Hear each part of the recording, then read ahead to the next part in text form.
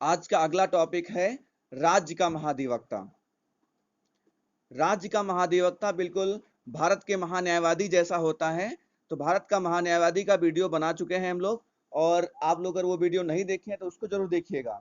जब उसको आप देखेंगे तभी ये वाला समझ में आएगा। राज्य का महाधिवक्ता, ये वीडियो आप लोग पूरा देखना है, क्योंकि इसके लास्ट में हम लोग क्या करेंगे, भारत का महान्यायवादी और राज्य का महाधिवक्ता में अंतर क्या होता है ये भी आपको समझाएंगे। तो टॉपिक को शुरू करने से पहले आप लोगों से हम रिक्वेस्ट करना चाहेंगे कि अगर आप चैनल पे नए हैं तो सब्सक्राइब कर लें, और अगर आप रोज देखते हैं तो फिर रोज की तरह क्या करना है, आपको लाइक करना है और कमेंट करके बताना है कि वीडियो आपको कैसा लग रहा है। तो चलिए शुरू करते हैं अपना आज का टॉपिक। हमारा आज टॉपिक क्या है, राज्य का महाधिवक्ता। राज्य का महाधिवक्ता, राज्य का महाधिवक्ता क्या होता है। सबसे पहले क्या समझेंगे हम लोग कि क्या होता है, क्या ऐसा कौन सी बला का नाम है राज्य का महाधिवक्ता। तो ये भी क्या होता है, आपका एक सरकारी वकील होता है। क्या होता है, ये सरकारी वकील होता है। सरकारी वकील होता है, और इसका काम क्या होता है, कार्य समझ लेंगे तो ये समझ जाएंगे क्या होता है।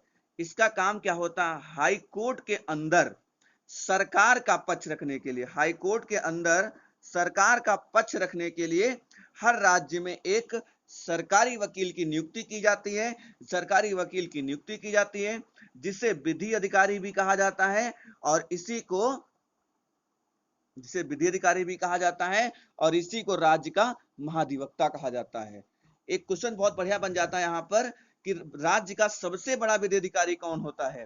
राज्य का सबसे बड़ा विधि अधिकारी कौन होता है। तो कई बार ये क्वेश्चन पूछा गया है, ध्यान रखिएगा, यही होता है। कौन होता है, राज्य का महाधिवक्ता होता है। जो महाधिवक्ता होता है यही राज्य का सबसे बड़ा विधि अधिकारी होता है। अब बात करेंगे हम लोग अनुच्छेदों की। अनुच्छेद की बात करें तो अनुच्छेद 165 में बताया गया है कि हर राज्य में एक महाधिवक्ता होगा। हर राज्य में एक महाधिवक्ता होगा। इस अनुच्छेद के बाद डिटेल में, जैसे हर राज्य में एक सीएम होता है, चीफ मिनिस्टर होता है। हर राज्यपाल का एक राज्यपाल होता है। हर राज्य का एक क्या होता है, राज्यपाल होता है। ठीक उसी तरीके से हर राज्य का राज्यपाल होता है। सिंपल सी बात, हर राज्य का महाधिवक्ता होता है। आगे बात करते हैं, इसकी नियुक्ति कौन करता है। अगर आपको पता है तो कमेंट करके बताइए, इसकी नियुक्ति कौन करेगा। अब देखिए, जब भी राज्य की बात आएगी तो हम जब राज्यपाल पढ़ रहे थे, मैंने बताया जितने भी महत्वपूर्ण पद होते हैं वो कौन करता है, राज्यपाल करता है। तो इसकी नियुक्ति कौन करेगा, राज्यपाल करेगा। राज्य के महाधिवक्ता की नियुक्ति कौन करता है, राज्यपाल करता है। ये बात समझ पा गए। अगर बात करें, अगर इसको अपना त्यागपत्र देना हो, अगर इसको अपना त्यागपत्र देना हो, त्यागपत्र देना हो तो किसको देगा, तो ये भी राज्यपाल को ही देगा। यानी कि नियुक्ति भी राज्यपाल करेगा, और अगर इसको अपना अपना स्वेच्छा से त्यागपत्र देना है तो ये राज्यपाल के पास जाकर के दे देगा।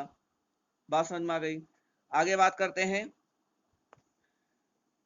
अब बता अगर इसकी बात करें, योग्यता की बात करें कि क्या योग्यता होनी चाहिए, तो राज्यपाल की नजर में कम से कम इसे विधि की जानकारी, सरकारी वकील है, अगर वकालत के बारे में आपको जानकारी नहीं है तो ऐसे नहीं बना सकते हैं। तो कम से कम विधि के बारे में अच्छी खासी जानकारी होना चाहिए।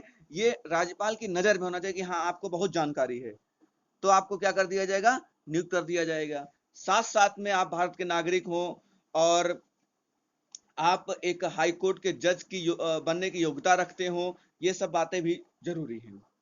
साथ साथ में आप कार्य के बारे में बताएंगे। इसके जो कार्य हैं या शक्तियां जो हैं वो अनुच्छेद 194 बताई गई है। कार्य क्या होता है, सबसे पहला कार्य मैंने बता दिया था कि हाई कोर्ट के अंदर, यानी कोर्ट के अंदर सरकार का पक्ष रखने का काम यही करता है। जब कभी भी कोई भी ऐसा काम होता है, जैसे कोई कार्य सरकार करना चाह रही है और उसको लगता है कि ये बात हाई कोर्ट में चली जाएगी, तो वकील ये बताता है कि हाँ, इसमें कौन कौन से ऐसे पक्ष हैं जो उसके पक्ष में हो सकते हैं, और कौन कौन सी ऐसी बातें हैं जो इसके विपक्ष में हो सकती हैं। तो सारी जानकारी सरकार को देता है। उत्तर प्रदेश के मुख्यमंत्री को देगा, हर राज्य का महाधिवक्ता होता है उस राज्य के मुख्यमंत्री को देगा। कि हाँ ये करोगे तो सही रहेगा, ये करोगे तो गलत रहेगा, और अगर वो मान लो सरकार करती है तो वकील ये बात देखता है कि हम इसको किस तरीके से इसको डिफेंड कर सकते हैं, यानी सरकार को कैसे कोर्ट में हम बचा सकते हैं। जैसे वर्तमान स्थिति की बात करें, आपने देखा होगा कि लॉकडाउन की बात हो रही थी कि लॉकडाउन उत्तर प्रदेश में लगना चाहिए। हाई कोर्ट ने तुरंत उत्तर प्रदेश सरकार से कहा कि आप लॉकडाउन लगा दीजिए, लेकिन तुरंत सरकारी वकील ने कहा कि नहीं, लॉकडाउन लगाना तो बहुत जरूरी है, बिल्कुल सही, आपकी बात मान रहे हैं, उसमें दो राय नहीं है, लेकिन जीवन बचाने के साथ साथ में जीविका बचाना भी जो जरूरी है। तो जब हाई कोर्ट ने कहा था तब सरकार ने देखो नहीं लगाया, लेकिन वर्तमान समय में देख रहे होंगे कि 17 मई तक लॉकडाउन लगा दिया गया है। तो इस तरीके से बातें होती हैं। और आपको अगर देखने इस समय वर्तमान समय में अगर देख लिया जाए तो वर्तमान समय में हाई कोर्ट जो है कहीं ना कहीं सरकार के हाथ धो के पीछे पड़ा हुआ है, क्योंकि वो भी गलत नहीं है, क्योंकि जरूरी इसलिए पीछे पड़ा हुआ है क्योंकि वर्तमान स्थिति ऐसी बन चुकी है, सरकार विशेष ध्यान दे नहीं रही, लोग मर रहे हैं, लाशें आप लोग देख रहे हो कितनी सारी जल रही हैं। तो इस वजह से हाई कोर्ट, जब भी लगता है हाई कोर्ट को कि सरकार यहाँ पर गलत कर रही है, तुरंत उस पर टिप्पणी करती है कि आप ये करिए, जैसे कहा लॉकडाउन लगाइए, आप टाइम से ऑक्सीजन दीजिए, आप टाइम से लोगों को बेड की व्यवस्था कीजिए। आपने देखा होगा सरकार ने कहा कि हमारे इतने सारे हॉस्पिटल हैं, हमने उत्तर प्रदेश के अंदर इतने सारे हॉस्पिटल बना लिए हैं। हाई कोर्ट ने क्या किया, पूछा कितनी सीटें खाली हैं, तो बोली यहाँ पर 10 खाली है, यहाँ पर 20, ऐसे उन्होंने पूरी लिस्ट बना के दी। तो वहां के जज ने खुद कॉल करके तुरंत पूछा कि कॉल करो, पूछो तो कोई बेड खाली है, तो वहां पर सरकार का देखा गया कि सरकार ने झूठ बोल दिया। तो यहाँ पर बहुत सारी बातें अलग से हैं, कभी हम लोग क्लास में जब मिलेंगे कोचिंग में तब पूरा अच्छी चर्चा करेंगे और इसके बारे में बताते हैं। एक बार फिर से समझ लेते हैं राज्य का महाधिवक्ता क्या होता है। अनुच्छेद 165 में बताया गया है कि राज्य का महाधिवक्ता होगा। इसका भी पद क्या होता है, प्रसाद पर्यंत होता है। जैसे मैंने उसमें बताया, इसका भी पद क्या होता है, प्रसाद पर्यंत होता है। प्रसाद पर्यंत का मतलब होता है जब राज्यपाल चाहे तब इसको हटा सकता है। आगे बात करते हैं, अनुच्छेद 194 में बताया गया है कि इसके कार्य कौन कौन से होंगे। अनुच्छेद 194 में बताया गया है इसके कार्य कौन कौन से होंगे। ये कुछ ऐसे मुख्य बिंदु थे जो कि आपको जानना जरूरी था। मैंने वादा किया था कि जब लास्ट में हम लोग क्या करेंगे, इसमें अंतर भी समझेंगे कि राज्य का महाधिवक्ता क्या होता है और राज्य का महाधिवक्ता और महान्यायवादी में अंतर क्या होता है। तो अब हम लोग अंतर समझते हैं अच्छे से। देखिए, इधर हम बात करेंगे किसकी, महान्यायवादी की, ठीक है, और इधर बात करेंगे हम महाधिवक्ता की, ठीक है। अब समझ जाएंगे महाधिवक्ता की बात कर रहे हैं। चलिए एक एक पॉइंट समझते हैं। देखिए, अनुच्छेद 76 में बताया गया कि एक देश का, पूरे देश का महान्यायवादी क्या होता है, पूरे देश का होता है। महाधिवक्ता हर राज्य का अलग अलग होता है। पहला पॉइंट अंतर में समझ लिए। दूसरी चीज ये सेम है कि इनका पद प्रसाद पर्यंत होता है, इनका भी पद प्रसाद पर्यंत होता है। आगे बात करते हैं, इनकी नियुक्ति यानी भारत के जो महान्यायवादी होते हैं इसकी नियुक्ति प्रेसिडेंट ऑफ इंडिया करता है, और राज्य के महाधिवक्ता गवर्नर करता है, उस स्टेट का गवर्नर करता है, उस गवर्नर करता है। आगे बात करते हैं योग्यता की। तो योग्यता के बारे में इसमें 143 में बताया गया है और इसमें योग्यता के बारे में 177 में बताया गया है। ये देश का सबसे बड़ा विधि अधिकारी होता है और ये राज्य का सबसे बड़ा विधि अधिकारी होता है। ध्यान समझिएगा, ये बहुत इंपॉर्टेंट क्वेश्चन है। ये देश का सबसे बड़ा विधि अधिकारी होता है, ये राज्य का सबसे बड़ा विधि अधिकारी होता है।